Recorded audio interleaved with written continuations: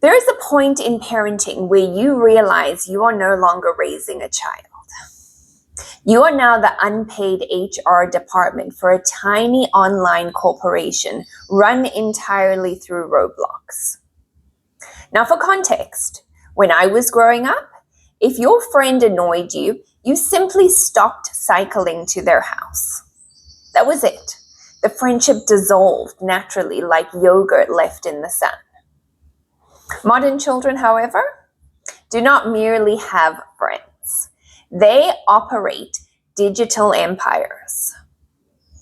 My daughter currently runs some kind of Roblox lion organization called the Lion Pride, which sounds innocent until you realize it functions with the emotional intensity of small medieval kingdoms. At one point, I made the mistake of asking, "What exactly do you do in Lion Pride?" And she looked at me genuinely offended by my ignorance and explained, "We role play as lions." Now, in my mind, I assumed this meant adventure, running through forests, hunting antelope, maybe the occasional dramatic cliff scene. No. Apparently, the lions mostly sit around, lick themselves, discuss rank, and throw themselves off cliffs for emotional effect. And they spend real money on decorative accessories, which honestly is beginning to sound less like wildlife simulation and more like an anthropological documentary about humanity.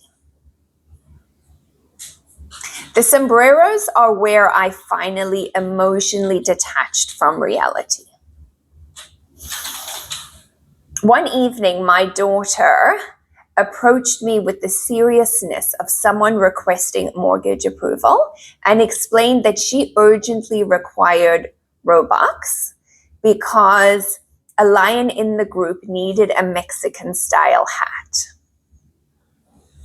Now, I want you to understand the absurdity of this moment. I am a 39-year-old woman. I pay taxes. I monitor glucose spikes. I organize medications.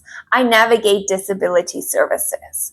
And yet, somehow, I found myself standing in my kitchen evaluating whether or not a virtual lion required a ceremonial sombrero to maintain social standing within an online pride. And the worst part, she explained it with such confidence that for a brief moment I genuinely considered it, because Roblox creates a psychological environment where nothing sounds fully impossible anymore. After enough exposure, your brain stops resisting. You say, "Oh yes, of course, the lions need hats," naturally. The frightening thing is how quickly these games develop entire economic systems.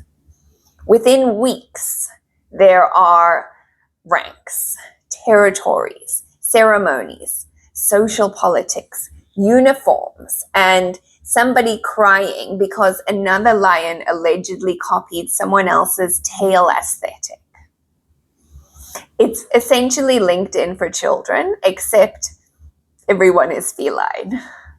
And meanwhile, the parents are all standing slightly outside of the situation like exhausted diplomats trying to prevent international conflict.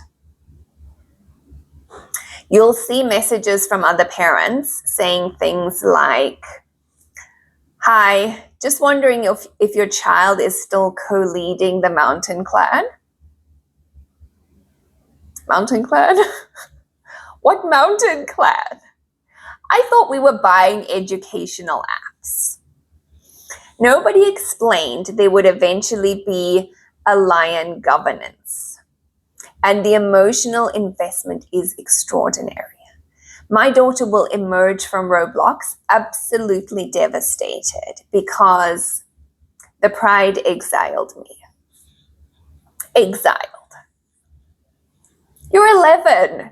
You still leave wet towels on the floor. You cannot be exiled from an imaginary lion monarchy.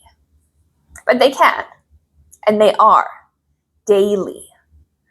Honestly, though, watching it unfold is weirdly fascinating because underneath all the chaos, Roblox is basically children practicing humanity, leadership, belonging, status, identity, friendship, conflict, fashion, power, symbolism, just with significantly more sombreros. And somewhere in Ireland, I sit on my couch staring into the middle distance thinking, I was not prepared for this level of anthropological responsibility.